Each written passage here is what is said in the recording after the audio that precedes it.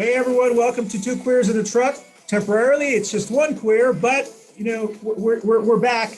I'm gonna be picking up Stephen Del Fiore. I always mutilate your last name, Stephen, who is our Libertarian candidate for governor in North Carolina. So I'm here to pick. It looks like I'm picking him up at the beach. So here's Stephen. Hey, I'm Stephen DiFiore, your token straight for today. But don't hold that against me. I was born that way, so I can't really do anything about it. So I'm fresh off the Coffee and Pan Dulce show, which was a lot of fun.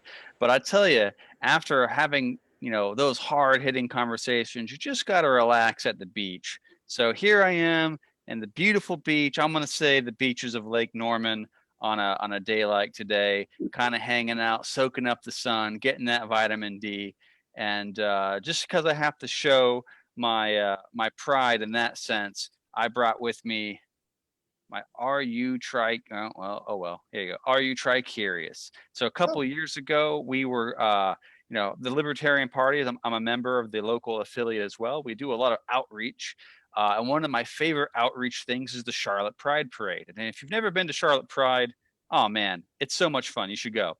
But we were like, how are we going to like stand out? And so we thought, well, Are You Tri Curious? It's a play on words. So if you don't know, the Libertarian Party is the third party. Greek prefix for three is tri, so tri-curious. And we turned a lot of heads with that big banner. People tended to love it, but the Pride people didn't. They told us not to do it ever Yeah, again. what happened? What happened with that? I mean, I thought it was a great idea. I mean, Oh yeah, I know that the next year they made the decision that you couldn't do that, or is it that what was happened? trivializing gender minorities. Oh, I see. I Now, thought it like was. I I thought maybe they thought it was like some sexual reference. no, well, so a lot of people thought it was fun. We didn't get any complaint in person. yeah. Nobody. There was one guy and he was my favorite dude of the night. Sorry, of the entire weekend. But he came up like in the evening of the last day, and he's like, I just have to ask. I've heard of bisexual, pansexual, homosexual. You know, what is tri? Are you guys like into animals or something? And we're like, no, no, no, no, no, no. So explain the tri-curious thing, and he goes, "Oh my God, that's the funniest thing I've Yeah. ever heard." And so we got to talking, and he was a really cool guy. Yeah. But and it was the most moving conversation of the night, I gotta say, of the entire weekend actually, Yeah. because he was like, "Oh, politics." We start talking politics, and he starts talking about his life, and the dude had it hard. He had it rough. He's transgender. He's had a really rough life. His family doesn't understand him. He's an ethnic minority, so in a community that's kind of not understanding of the all that. He's HIV positive, which is rough on its own. But we're like, nah, we don't really care about any of that. I mean, like, it sucks that you. Mhm. I mean, it's terrible that you have Yeah. had all these hardships. We don't like that. But we're start talking about politics and stuff, and he goes, "Oh man, that's pretty much everything I believe. Just leave people alone, live your life, all that." Like, yeah, that's what we're all about. And he was like, the guy actually cried, and I was like, "Oh, Oh, I've never yeah. like seen someone moved by that so much." So unfortunately, I lost touch with him shortly after that. I think he moved away or something. But if he's if you're listening, if you're watching and you're ever at Charlotte Pride again and we're there, come on by and say hi. I'd love to see how you're doing, if you're in a better spot in life, because it's we do this as libertarians, as party members, as advocates. We do this sort of thing because we care about people, and we Yeah. want we want people to have a better life. Yeah. And so that's kind of what we do. That's No, why we I mean, do it. I've really admired your party's uh, outreach in that area. I mean, as a Democrat, it seems more genuine, where sometimes our outreach to the LGBT community seems more performative.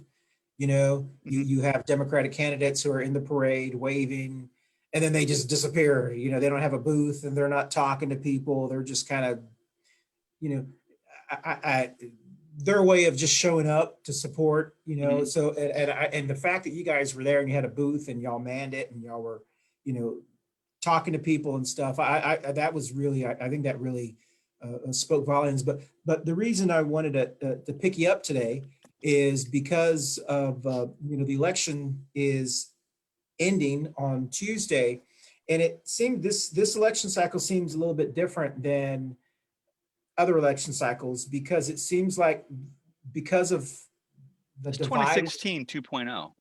Yeah, well, yeah, but we were seriously considering third party candidates. I mean, not that I don't mean to be like rude, but I'm just saying, I mean, really, there Yeah. were Bernie people that were seriously considered the Green Party person or the Libertarian person, the Mhm. Republicans. Right now, I don't really hear that as much. It seems like it's just either we're voting for Biden or we're voting for Trump. And now we've tried to minimize the vote shaming, especially what we're hearing on social media. If you don't vote for Biden, you're voting for Trump, or if you don't vote for this and so forth. It's not as much as it was the last time, but it. So I'm curious, and I do want to say that I'm picking you up in the truck, and I'm sitting in the middle seat, so you can't really see that. I got to get a different angle of this picture here because I'm supposed to be in this seat, but anyway, that's all relative. So, I mean, what do you think? I mean, do you think that, do you feel that difference? I mean, I know you're in the midst of running Yeah, so there different- is something of a difference. Like let's compare it to 2016, right? Because a yeah. lot of people, 2016 is still fresh in their mind, and the third party candidates that people would be most familiar with, the ones that the news constantly brings up actually, would be the Libertarian candidate Gary Johnson or the Green Party candidate Jill Stein. So those are the ones that, like, Fox News, MSNBC, CNN, they'll bring up Jill Stein or Gary Johnson as third party. So people will think about that, right? Mhm.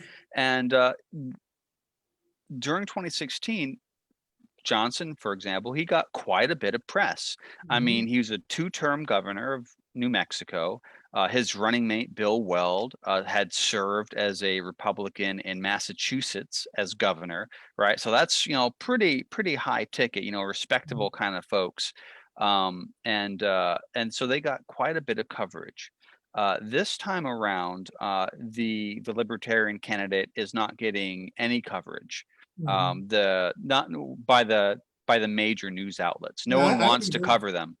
I haven't heard any. I mean, I really haven't. I mean, you're right. Yeah. I remember Yep. in 2016, I think Gary Johnson had said something. He had like a little misstep where he said something. It wasn't a big deal, but the news was covering. I forgot what he said.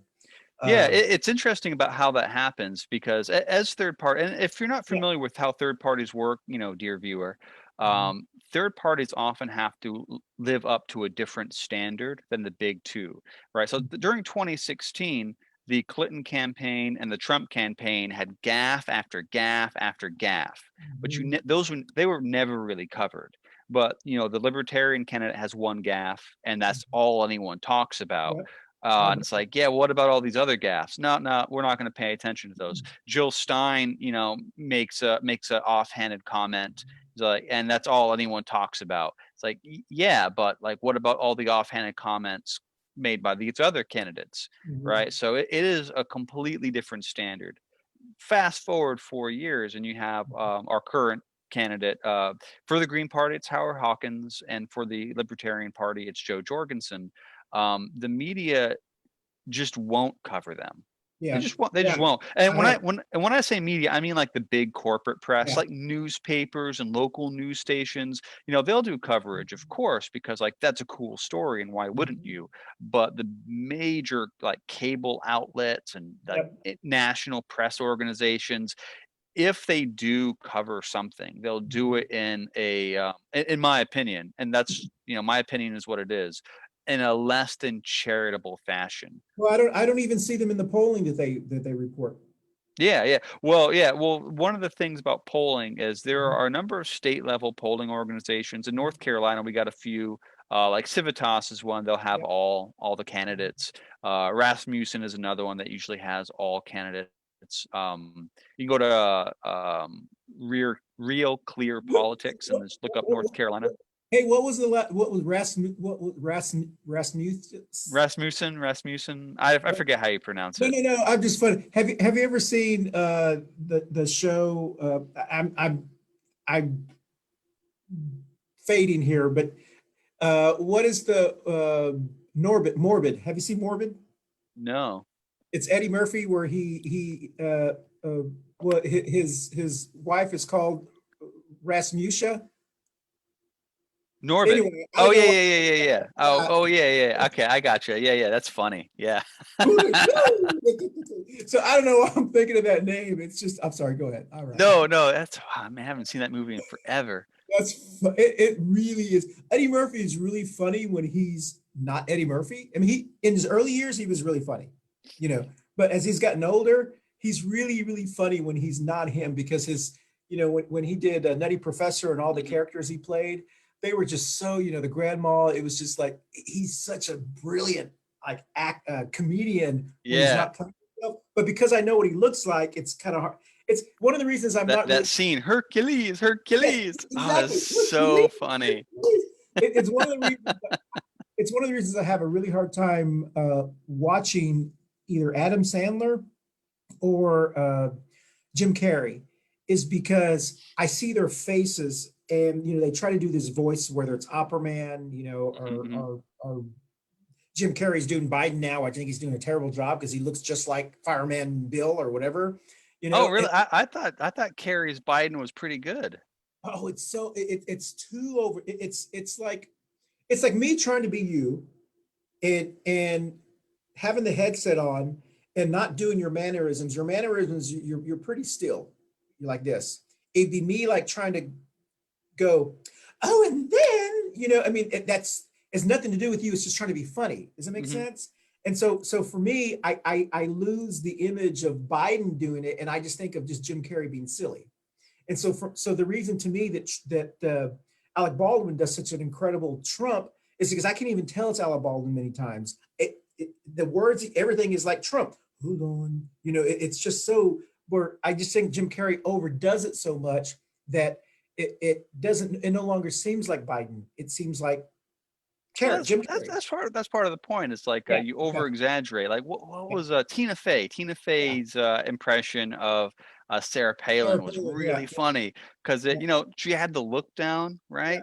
But and she had the accent really Mhm. good. But it was a bit of the exaggeration, Yeah, right? It's a little yeah, but little over the top. But don't you think, but when it go, yeah, I'm saying when it goes so far over the top, then you just kind of lose for me, yeah, it's just me. Anyway, so back to libertarians, Still, Will Ferrell as Trump as Bush, I think, is one of the best. yeah, I can't remember that one. Yeah, yeah, I think so. Anyway, so I hope they get a new Biden because I don't think I can put up with 4 years of because I don't think Biden will last more than 4 years.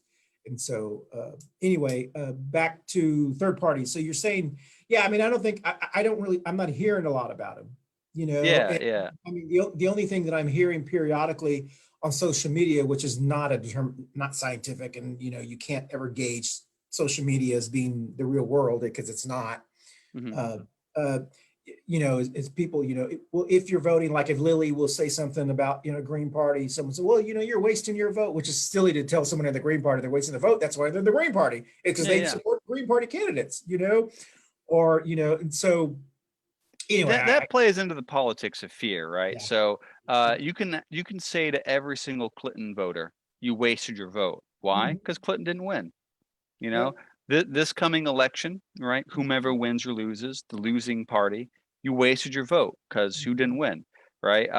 If you look at polls, and if polls are to be believed in, like, say, the North Carolina race, Mhm. Cooper is up by like almost 15 Yeah. points, right? Which is Yeah. it's a heck of a lead. Mhm. So by that metric, it's like, listen, if you're a Forrest voter, you're You're just wasting wasting your your vote. vote, right? Yeah. You literally are. Now, one of the advantages that a third party has that, I'll speak specifically about the Libertarian Party because that's a party I'm a member of and I'm an activist in. But I think the same metrics would apply to the Green Party, right? Or maybe even the Constitution Party, though I don't know too much about them. Yeah, neither do Uh, I. the the thing is with the third party, like the Libertarian Party, a vote for the Libertarian Party does a couple things in North Carolina. Mhm. One, every vote gets up to 2% of the total vote. And what Mhm. 2% does is that's the ballot access cutoff. Mhm. So, Republicans and Democrats are automatically on the ballot, right? Yeah. But if you are a third party, so in North Carolina, there are three other registered parties. There's the Libertarian Party, which is the larger one. Mhm. There's the Green Party, and then there's the Constitution. Constitution Party. Mhm. If you are a voter or a member of those parties and you want to stay on the ballot, you have to get ballot access. And there are two ways you get ballot access: is you get 2% of the vote, 2% in the Mhm. polls on election day, right? And that keeps you on until the next presidential election year. Mhm. Or you have to actually petition uh, to stay on the ballot, which means you have to spend a lot of time collecting signatures, Mhm. knocking on doors, spending a lot of time and money. Uh, and then hopefully the state board of elections says, we will allow you permission to be Yeah. on the ballot and be a political party. Mhm. The bar is uh, higher for third parties in that sense than it is Yeah. for Democrats and Republicans, and it's done that way on purpose Yeah. I mean, because they don't want competition, and why would they? The I mean, argument. do you think that, I mean, do you think that can, it realistically will ever change? So the Libertarian Party has its model on the progressive parties of the early 20th century. Mhm. So if you're a student of history, you'll go back and you can read about a guy by the name of Eugene Debs, Mhm. right? So Eugene Debs was like, he was the arch nemesis politically of Woodrow Wilson. So much so that Wilson had him jailed as a political prisoner, which is Really? yeah, Wilson's a terrible president. We're one of the Yeah. worst presidents in American history, Mhm. in my opinion. But my opinion is also factual in this case. Worse than Trump? Yes, Oh, unequivocally yes. Yeah, okay. unequivocally yes. Wilson was far worse than Trump. So anyway, I can tell you story because I do have to say something about that. Go ahead. Yeah. So Eugene Debs, he was the head of the Socialist Party of the United States back in I think 1912 and 1918. And if you look at their party platform in 1908 and 1912 rather, Mhm. uh, everything on their political platform, right, is actually now in law. Like it's there. Like Yeah. national minimum wage, we got Mhm. it. Popular election of senators, it's there. Mhm. Public sector unions, that's a thing that exists in most states. Mhm. Right? All these things, universal suffrage, they got it, right? So all these things that they wanted, right, and that they ran on were picked up by one of the other two parties and Mhm. put into action. So the Libertarian Party takes its model from that, right? And a lot of the things that the Libertarian Party has been fighting for and advocating for 40 years are now mainstream.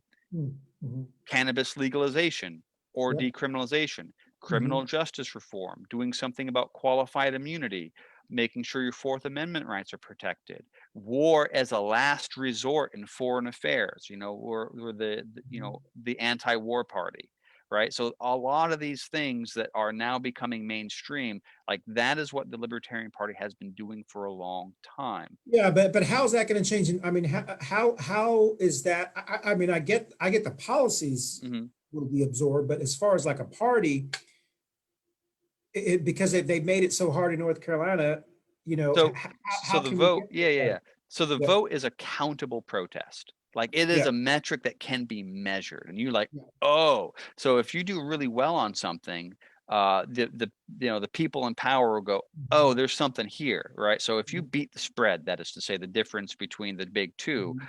something about what you were saying Yeah. resonated with people, and Mhm. it's like more likely that that'll be picked up by the victor Yeah. and put into policy. And I'll give you an example from Indiana. Yeah. Indiana, back in 2012, Mhm. the governor candidate, Mike Pence, I don't know if you've Mhm. ever heard of him, was running for reelection. Well, there's a libertarian candidate who was running against him, and his whole thing was, vocational education, Mhm. school choice, getting people back to work if they, like, say, had a run-in with the law, right? Mhm. And these reforms were, these ideas for reform were very, Yeah. very popular. And so he, when Pence won, he didn't win by the margin that he wanted. Yeah. Looking at this libertarian guy and like, why was he so popular? Saw that was like the one thing he was really like harping on, and said, ooh, you know what? There's something here. So he just took that plan, put the Republican stamp on it, and put Yeah. it into law. And No, now no, the people of Indiana have yeah. better laws and better policies. No, I get that. Hold on a second. Because this is two queers in a truck, I can actually do this. My lighting doesn't seem to be flattering. So we're gonna go, yeah, that. Oh my, Okay, that might be better. Maybe, you do look a lot better. yeah, there we go. We'll lower that down there. Okay, all right. So If you weren't a married man and I wasn't straight, watch out. so hey, I don't know if you know that, but there is a filter on Zoom that you can actually, like, it's a filter. I saw that on news on people who doing Zooming, like cosmetic surgery has increased because people are looking at what they actually look like on Zoom. So they're going out to get like facial stuff, or you could just put this filter on. So I gotta make a note to myself to put the filter. But what I'm saying is, how can, what needs to happen for North Carolina to get third parties on the ballot easier than it currently is? I mean, just the fact that they're recognized, they're going to be on the ballot, right? As long as you put a candidate up. I mean, so I Yeah, guess yeah. So, yeah, as long as third parties yeah, have ballot access, we can put candidates up and be recognized. yeah, If, like, for example, the Libertarian Party loses ballot access for whatever reason, all the registered libertarians become registered, like, unaffiliated, yeah, and all of our local affiliates and political parties just basically become defunct, and yeah. like the state won't recognize them anymore.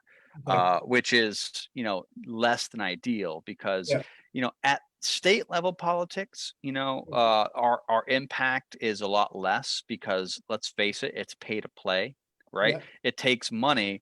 And one of the things about the Libertarian Party, as opposed to, let's say, the Democrat or Republican Yeah. Party, we don't have millionaires backing us. Like, we Mm. really don't. So, I will say this: there is a lack of diversity in the Libertarian Party as far as social economic status Yeah. compared to the Republicans and Democrats, because we don't have, as Bernie Sanders would say, the millionaires and the billionaires That sounds supporting like us. Trump. That sounds Oh like a well, Trump accent. well, Yeah, that they're was both probably from the Northeast. so here's a question.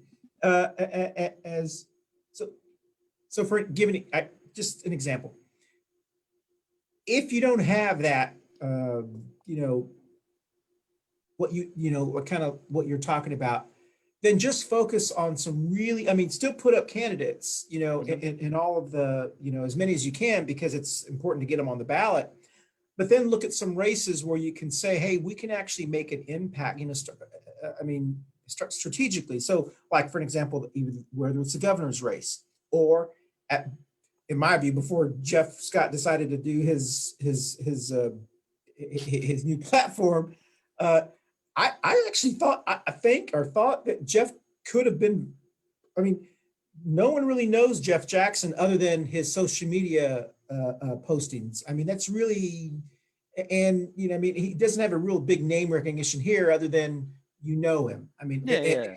and Sonia, uh, uh, as a Republican, she's a very conservative Republican. Jeff could have come in and said, the Republicans haven't done you right. Democrats haven't done you right. This is a more purple district. And I think if And that's he, the tack I've taken. yeah. Well, I mean, if he'd had yard signs and like kind of you said, more people would consider him a lot more serious. I mean, I think that really he could have really done it. So I'm curious why. One of the issues on that is Yeah, that again, it comes down to pay to play money. yeah, Jeff Jackson, yeah, he's got a lot of support from a lot of wealthy people, right? So he's got that, right? Um, he can put up the yard signs, he can put out the yeah, commercials, he has that ability. Sonia, she has mhm, quite a bit of yeah, support too, from big money donors, because they want to see if the Republicans in the yeah, state level have an yeah, interest in like trying to lock this up. You know, what do we have? We're working class people, right? Yeah. You know, we like if you take every single libertarian in Mecklenburg County Mhm. and add up their net worth, they Mhm. might equal the net worth, like how much money that Yeah. one of the big party donors Yeah. has, like just to throw around. Like it Mhm. literally is a David and Goliath type thing. Well, no, what I'm saying is you know, I mean, not just libertarians here, but there needs to be like a national strategy, well, very equivalent to what brand new Congress and our revolution is doing within the Democratic Party. Hmm. They don't endorse, you know, that they formed out of Bernie in 2016, Yeah, yeah, yeah. and they're the reasons, they're the people behind the squad. They're the reasons behind Cory Booker, not Cory Booker, the young lady who won in St. Louis, a lot of other insurgents. I don't know Hmm. if that's Hmm. the term to use.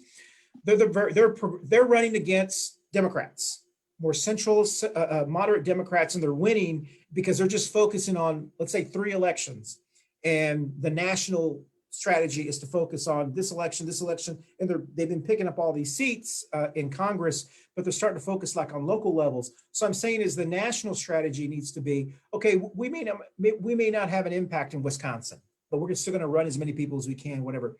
But we're looking at the data, and we're going to pick the 5, whether it's a congressional, state, you know, election, because once we start picking up seats, people, and so we're just going to focus, we're going to send our people to these 5 seats. Maybe it was yours or Jeff Scott's or someone in Texas, and Yeah, just yeah. 5 So at the seats. national level, Yeah. I'll say this. So the LP does have a national strategy. You know, and every 2 years, we as a party we reelect our board, right? Yeah. And one thing that's different about, let's say, the Libertarian Party is what, as far as how it's structured, from how I observed how, like, say, the Democrat or Republican Party are, Yeah. the body of libertarians actually shows up at convention. They're the Mhm. ones that drive the bus, as it Okay. were. They're the Yeah. ones that choose, that reaffirm the Mhm. platform, add something new, Mhm. choose new membership, give a mandate, right? It's very much a bottom up Mhm. organization versus the other two parties, which are more of a corporate structure and Yeah. it's top down. Now, as far as national, you know, you have uh Harrington is a Mhm. Reverend Harrington is a libertarian candidate running against Tom Cotton in Arkansas, and Mhm. he is doing very, very well. Okay. And there's no Democrat in that race. And Harrington, I think, and I'm not, and even if I wasn't a libertarian, I would Yeah. say he is absolutely the kind of guy that you would want Mhm. in the Senate. Yeah. He, you know, he was a prison chaplain for Mhm. many, many years, a missionary in poor communities in China for a long time. Like, he is really about making the lives of people better in a compassionate way, and he has a shot. He does, and like that's something that the Libertarian Party at the national level has been pouring money into Okay, because I see. Yeah, that's kind of that's what I'm saying is yeah, that I yeah. So like he has a shot, yeah. right? And then Okay. and I think it's Indiana. Yeah, Yeah. it's Indiana. Donald Rainwater is polling in double digits in a contested Yeah. race where both the incumbent is disliked and Mhm. the challenger is really not, doesn't have a lot of Yeah. traction. There's a real shot at Rainwater, the libertarian candidate, becoming governor of Indiana. So there again, there is Mhm. more resources going in there. Well, I know the party's not, you know, a really big party, but you know, kind of like the strategy with the like the Southern strategy, you know, everyone talks about, you know, with the Republican Party during the Reagan era, and then also there was this strategy after Bill Clinton for Republicans to really just focus on local elections, turn your local elections over, then you can eventually turn the states, which is what succeeded. So Mhm. I'm just saying is that, you know, as you move forward within your leadership of your party, whether it's the state and also, you know, at the national, but like the state should focus like, you know, on 5 school boards, you know, or elections, or 5 city council elections, or 5, you know, whatever Yeah, number you yeah, get. yeah. That's absolutely true. Yeah, Because, and it's once you get a libertarian in the city council, then people start to think, oh, they can, it's like you have to have that first couple of wins. Yeah, And yeah. And we have libertarians in local office in North Carolina. So like one of the town commissioners of Carthage is a Libertarian Party okay, member, and libertarians actually don't have much trouble getting elected to nonpartisan races. So sure, races that are nonpartisan are yeah, actually fairly easy for us to win. okay, But once you do the partisan thing, people have yeah, this habit of like, oh, I'm uncomfortable voting other than Team Red or Team Blue, so I'm not going to do it. But but and but, but that just speaks to party infrastructure no, and no, doing no, outreach. no, I know, but I guess what I'm saying is that this would be I don't know how long it's going to last. This would be the perfect time because the Democrats are running. We want to reach across the aisles. We're the party that's going to bring us back together. We're going to bring the vote blue no matter who. So Yeah, they're the speaking same lies as every 4 years. exactly. Yeah, yeah, yeah. Republicans are saying you don't want socialism, you don't want this, and we're better. So this is the perfect time where you need the middle person to say, this is what they're saying, and this is what they're saying, and this is the mess we're in. Oh And and yeah. and I'm not I'm trying to tell you that they can't unite you because they haven't. They can't unite you, and so I mean, if you and there's only so many districts I think that would sell. Like I do believe that this district that Jeff Scott and that they're running in, this would be one of those districts where, for whatever reason, had that strategy, woulda, coulda, shoulda, and but it could be maybe even in the next election, had that strategy really come out here. Jeff Jackson, however you want to run the election, this is I was going to show you this. This is the 11th and 12th mail drop that we have gotten for Jeff Jackson. I think I have to turn my. All right. Yeah, but I've seen them, and they're really good mail drops, and And, like and, those are not that bad. If you no, had no, fifty no, no, thousand dollars, you could throw those out pretty easily. no, this is what I'm saying. This is the 11th and 12th. All right. Paid for the North Carolina Democratic Party. You know how much money they're pumping into Jeff Jackson? Yeah, yeah. They obviously are afraid, and their own internal numbers are showing that he may lose or they wouldn't be spending this money. I have not received one for Cynthia Wallace or for anyone else or even Brandon Lofton, and I've been complaining about it. They've been spending all this money on Jeff Jackson, which is basically telling us, without telling us, that his numbers don't look good at all, which Hmm. is why they're willing to spend this much money because they can't afford to lose this seat. And if they thought that they didn't have, they would have only sent one or two. This is the 12th, the Oh yeah. 11th and 12th. That's a lot of money they're spending on this one seat that only pays what, $20,000 a year or whatever. Yeah, And so but it's about power. It's about access. exactly. And so that I think that highlighted how vulnerable not only Jeff Jackson is, even with his kind of, you know, his following or whatever the case may be, it doesn't mean anything in his district. And Sonia may surprise him. I mean, it's quite possible. So this is an example, I think, in 2 more years, if this district stays the same, which I don't know if it will, that the Democrats, their own internal number shows that the generic Democratic person is doing very badly. And then when you add Jeff Jackson's name to it, either it's doing worse or it didn't help it any.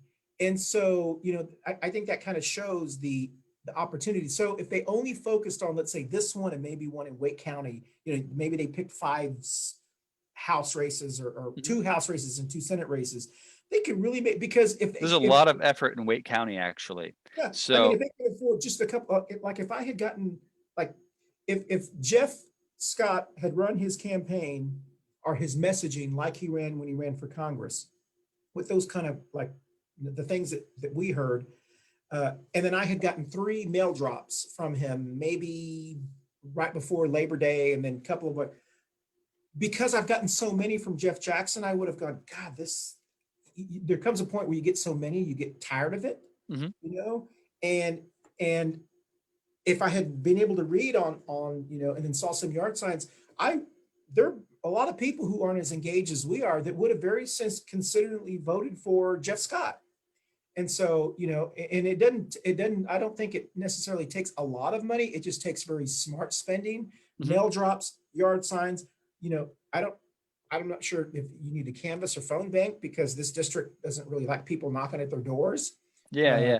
And So every district is a yeah. little different, and every election is a little different, and that speaks to party infrastructure, right? Yeah. So at least in North Carolina, different counties have different buildups of party infrastructure. So right now, Mecklenburg County is actually kind of light. Like we're kind of an anemic organization. We're building up, right?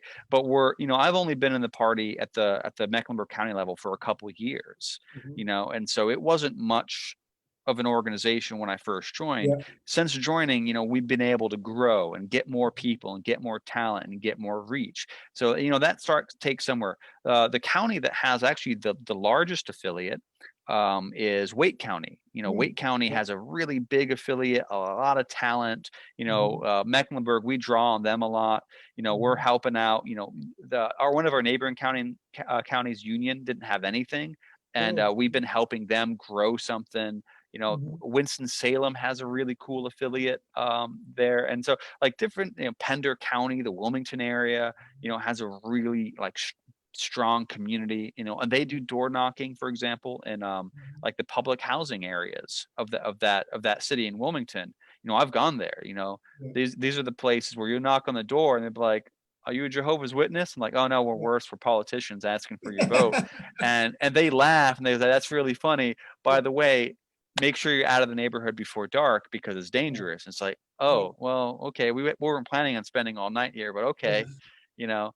Um, and But generally people are like, oh wow, thank you for the outreach, blah blah blah, because that's something we want to do, like get people engaged. Let's come to the meetings. Let's tell you about what city council's doing, you know, and it's no, very because much like that bottom up kind of thing. no, no, and I get, I hear that and I get that. I guess I'm just saying is that there, I think from the lens I look at it, from the lens I look at the third parties, or let's see here, and what I've seen in our Democratic Party, in the what I see a little bit in the Republican Party, there are so many unhappy people. This is, I mean, it's not unique to Mecklenburg County. It just happens to be where it is at this time Yeah, yeah, yeah. in North Carolina.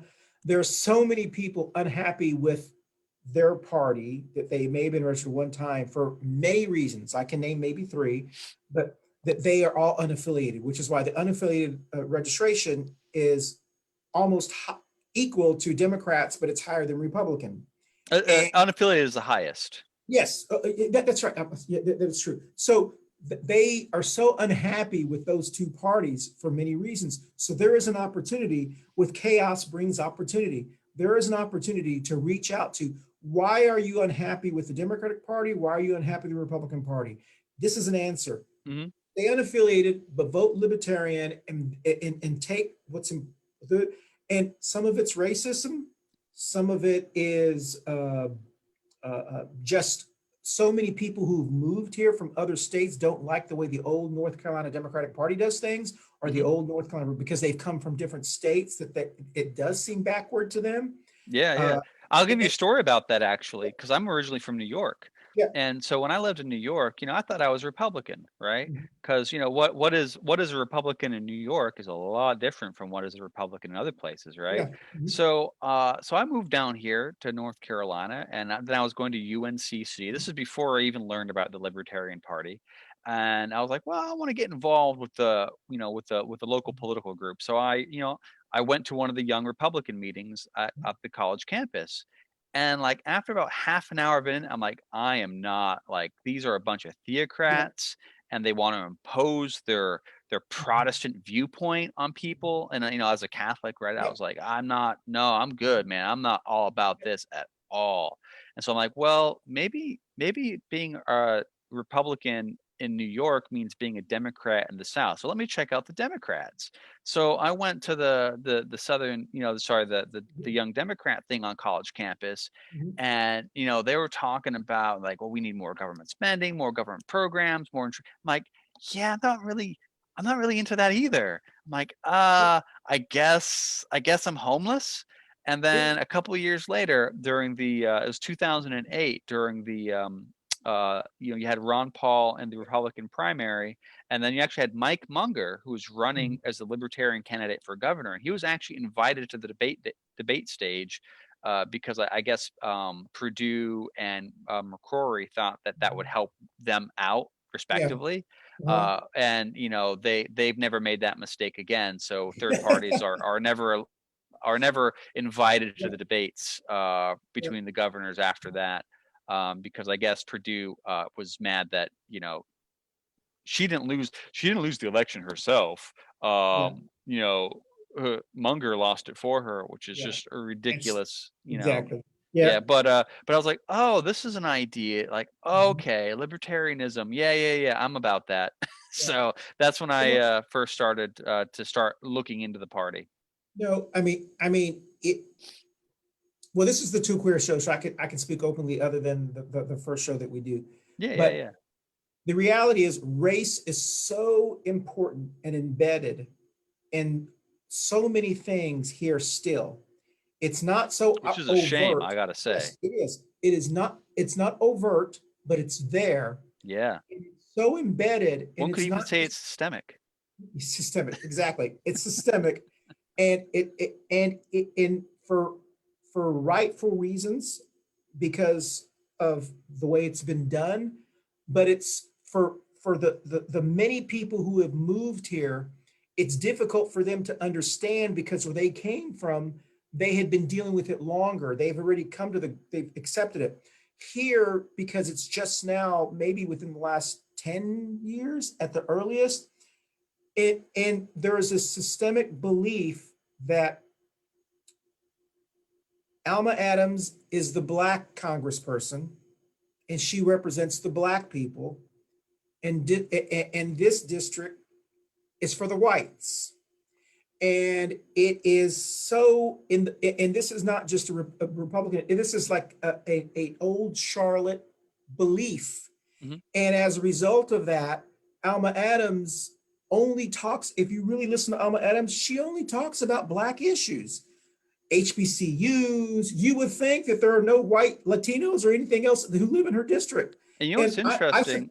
Yeah, yeah, I had a chance to meet Alma Adams at a campaign event once, and I was like sitting at a table with her, and I was yeah, like, "Oh, yeah, let me ask you some questions because I'm curious, I just to get her thoughts on things."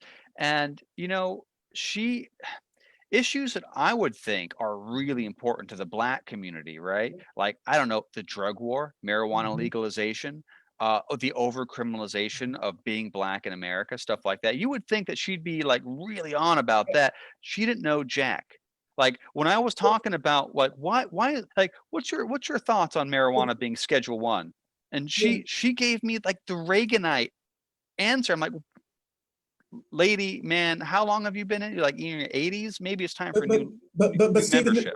no, but Stephen, this is my point. My point is it's so systemic and ingrained that people within their own parties can't even see it because they're just so used to it. And so people who've come from out of here, for people who aren't from here who've come out, we see it, and we are like, it's so obvious that that is y'all consider her the Black person, and I was told that, and that District 9, the way it currently runs, is for the white district, which is why, I, Oh, and you know why that part of the reason why that's the case actually is because of provisions within the Voting Rights Act. So North Carolina has to have a racially yeah, gerrymandered district, at least two, I believe, yeah, according to the Voting Rights Act, mhm. because that's part of the law that the federal government puts upon the state of North Carolina. and, And and the it's unfortunate, weird, I think. the unfortunate thing, Stephen, is that because they consider her to be the Black congressperson representing the Black district, they don't pour funds into her, or they don't take her as seriously as the person who represents the ninth district. Mhm. Robert Pittenger was always taken to be the wiser congressperson, and Alma Adams just happened to be the ones that we got for the Black people. What the reason this is important, like for me, for third parties, is because the majority of people who live in this region aren't from here. And the Mhm. majority of people who live here see it. And it's going to take a third party person to just run a campaign that's so obvious to shake up both parties. Oh So, for yeah. example, if you make a decision to run in the 9th district or in the 12th district, whoever runs against Alma Adams needs to just say those words. How many of you live in this district and are tired of our congressperson just talking about Black issues? Uptown is not all Black. A lot of these regions are not all Black. And no disrespect to Congresswoman Adams, because that's what she's had to talk about, because that's the role that I think she thinks she has to play. Mm-hmm. But we have to have the open conversation with, this is not just a Black district. We care about HBCUs, but we also care about UNCC. We also care about Queens. We also care about other non-Black issues.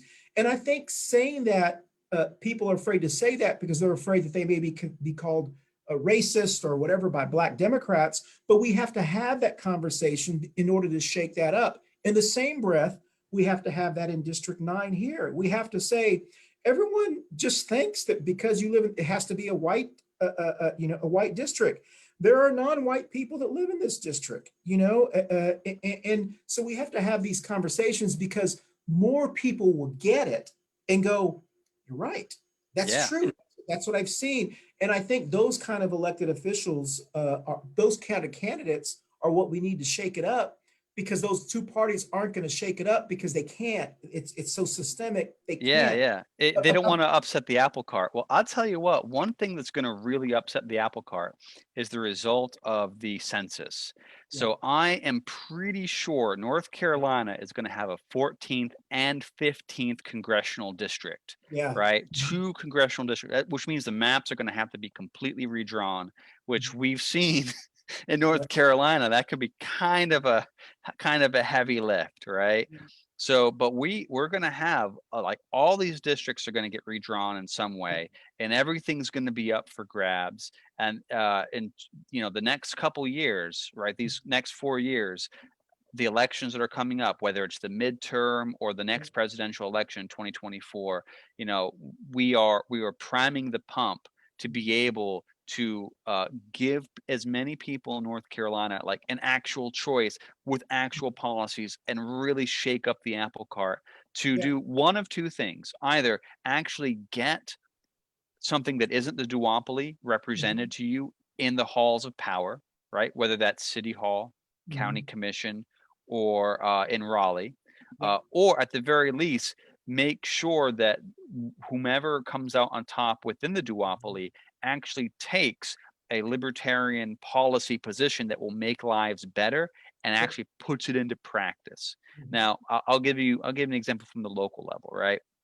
One of the things that third parties talk about, but not exclusively, is how to improve housing affordability, or reduce the pernicious aspects of clustering poor communities together, right? Libertarians talk about that, but also like mindful Democrats talk about that. And in Charlotte, for example, for a long time, public housing, right, or subsidized housing, they're often clustered together, and that makes the situation worse. Well, those issues were brought up during a couple of years ago, and since then, while the city council hasn't done the best job in the world of making sure those communities aren't clustered together, they've done a lot better than they had in the past. So that helps. I'm only laughing and giggling because I'm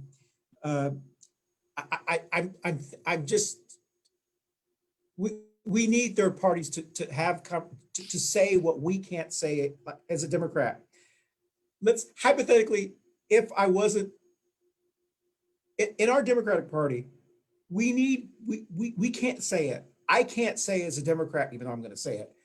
I can't say as a Democrat, God, I'm so sick of people talking about Medicaid expansion in this damn state. Medicaid expansion is not in the top 10 issues. It's important to my family. It's important for people who don't have it. But the reality is I'm voting for what's the best interest in my family. And that may be like 9 or 10. As a person of faith, yes, I do want other people to be cared for, but there are other issues that are important to me. So when I hear every single Democrat, whether it's a person who, like yesterday I was in a Zoom call with the guy running for state treasurer, and he talked about Medicaid expansion and public education, the typical talk, they're so generic talking points, affordable housing, what Alma Adams champions. I don't give a crap about affordable housing.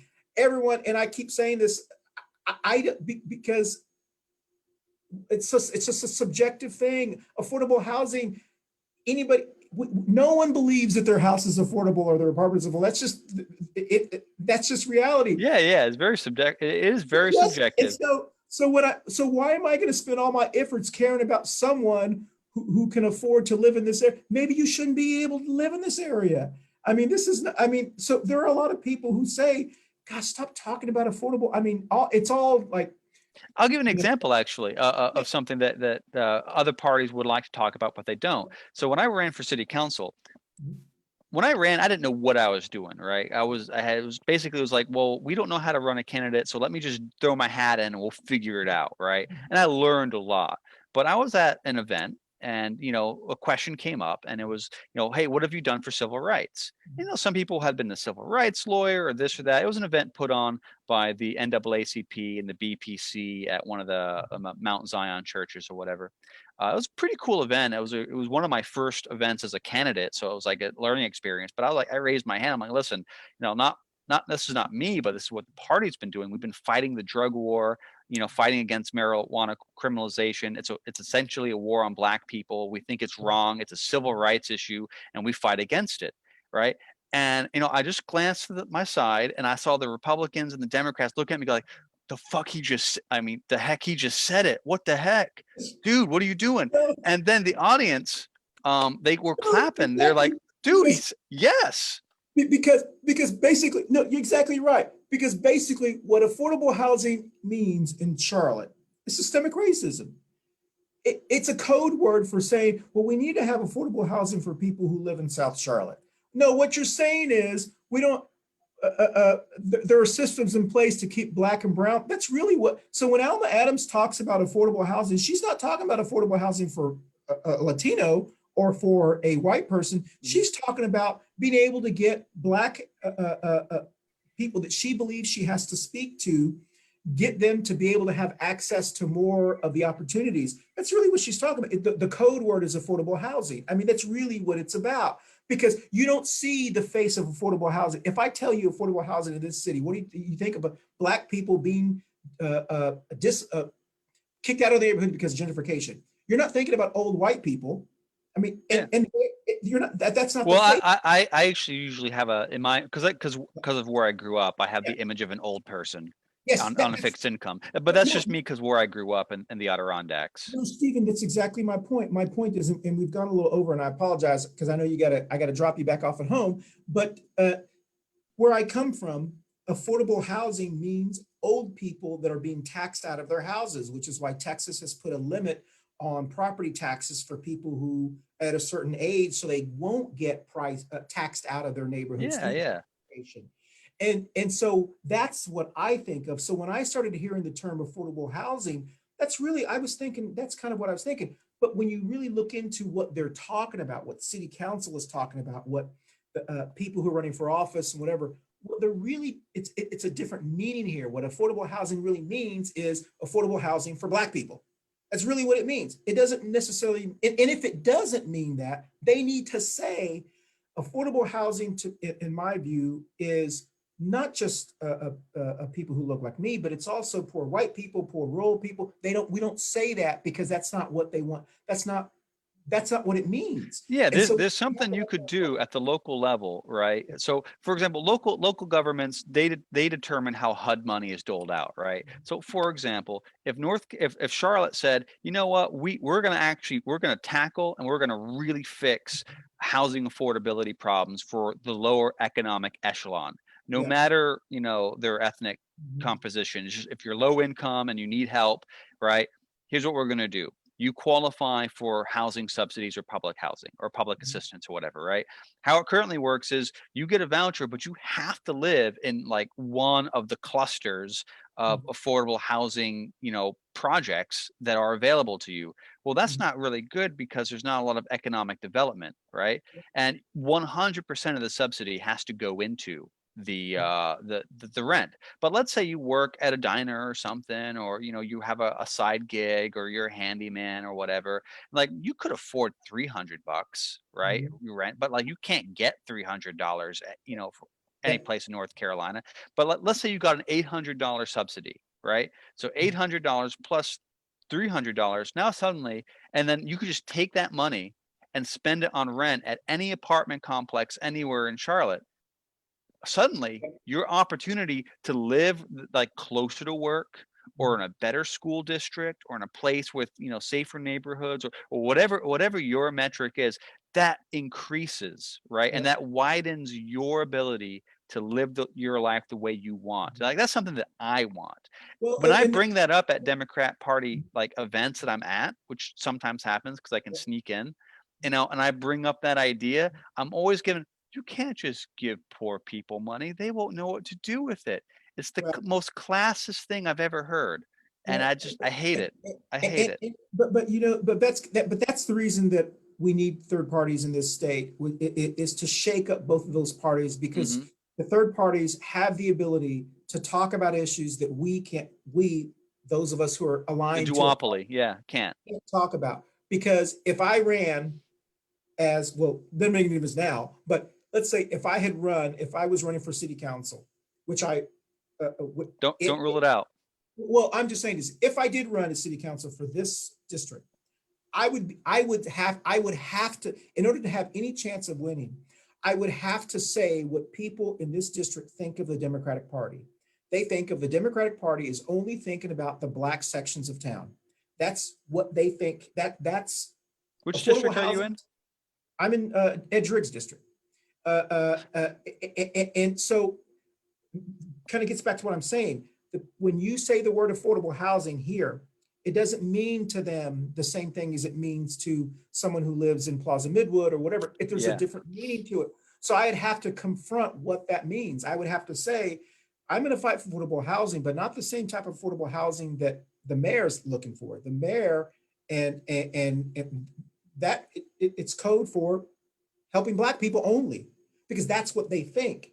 And you have to say that. Now, of course, immediately I'm going to be called, oh, it's a racist. We don't talk. I'm just telling you the view. There's a way to get that on, like express that. It's like Yes. what's called like advocating for missing middle housing, for Yes. example, Mhm. or like or you know, opening up the zoning regulation to allow for And more the reason, yeah, townhomes. and that's the reason affordable housing, that kind of talking point, affordable housing, Medicaid expansion, those kind of talking points don't work in this district, because Medicaid expansion, because of who has been giving that message, means expanding Medicaid for more black people.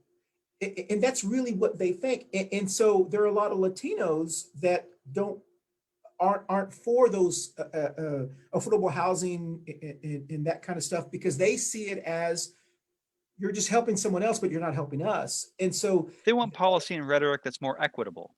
yes. And so I do think that if you're ingrained in the systemicness of both sides, you can't see it because that's what you've been brought up to believe. But and currently both parties right now that we've seen are hostile to people looking at it from a different view.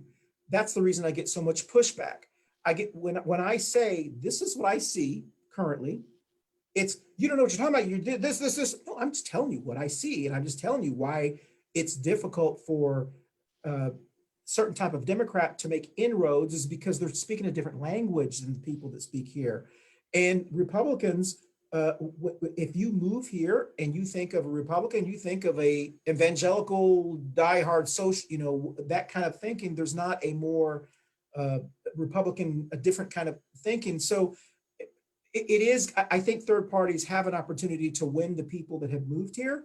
But more importantly, the reason I kept saying this about Congressman Adams is because I think it's such a shame that Congressman Adams represents like the actual demographic of her area, but downtown, uptown, now all of Myers Park, that's her district now. And she's not considered to be, that seat is considered to be less than District 12.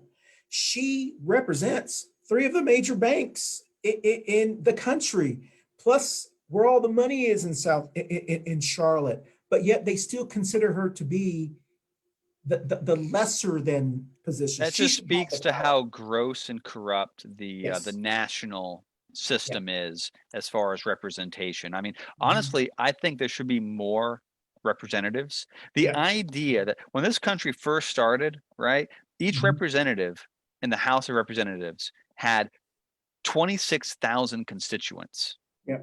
right? Now, every representative has minimum 700,000 constituents. Yeah.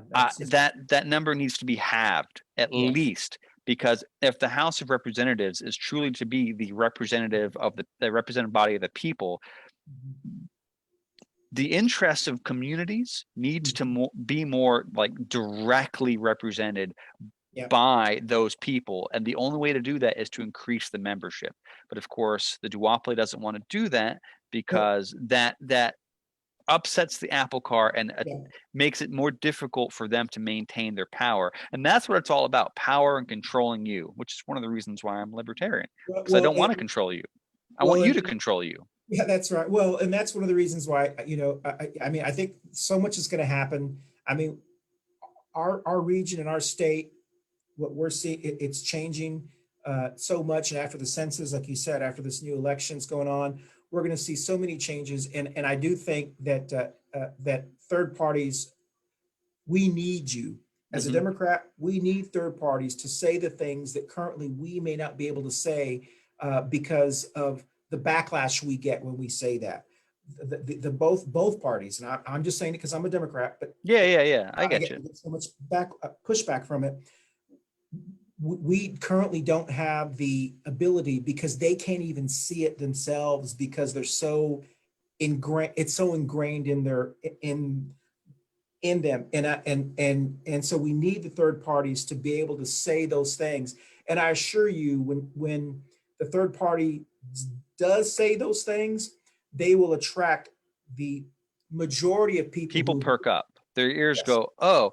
And before we go, I'll leave you with one thing, because I'm sure some viewer is going to say, well, why don't you just work within the party structure? Why don't you just join the Democrats or the Republicans and change it from the inside? Because we get that a lot. And I can tell you, Libertarian Congressman Justin Amash has said it cannot be changed from the inside. It has to be changed from without. And we even saw A/B testing in the Ron Paul candidacy for president within the Republican Party. You know, he came in, he said the libertarian thing, he generated a lot of interest, and the party still chose Mitt Romney. Yeah. You know, well, so there is value if you want to try to be the Trojan horse. I'm not going to say there's no value in that, right? But you know, the party system, the power structure can't be changed from the inside. It has to be changed from the outside. And that's, you know, if you are interested in learning more, if you're on the fence, you know, reach out to me. I love to convert you. You know, we got the one true faith over here, but we take everybody. well, thank you. And the beach is beautiful. Let me put my hand back on the wheel. Well, thank you for letting me pick you up today on Two Queers in a Truck. It's been a great conversation. You know, like I said, I'm optimistic on what our region is going to look like in the next 3, 4, 5 years. I think for many people who don't like change, which there are a lot of people in Charlotte who say they want change, but they don't really want change. They just want to grow at what they look like. They don't, because with change, they want to see Charlotte grow, but they don't want to see the changes that come along with it. You can't have it both ways. And that's also with the district here in South Charlotte. The people here love the home values going up and the growth of our city and opportunities, but they don't want their Charlotte to change. You know, they don't want, and you can't, it's not possible. You can't have both ways. As we grow, it'll get better. I have no doubt, because I mean, I've lived in Charlotte since 2005, and it is such a different city now than it was back then. But I think almost all of that change is for the better. You know, more opportunity, more wealth, more you know, diversity of any kind of diversity you want to put in there. And not for nothing, skyscrapers are really neat. So the more skyscrapers that we have, the better. And the fact that our city bird is apparently the construction crane, I'm okay with that. That's funny. I got to use that one. All right. Hey, Stephen, stay on. I'm going to end our Facebook Live. So we'll see you next time on Two Queers in a Truck, which currently there's one right now. But all right, We'll see you next time.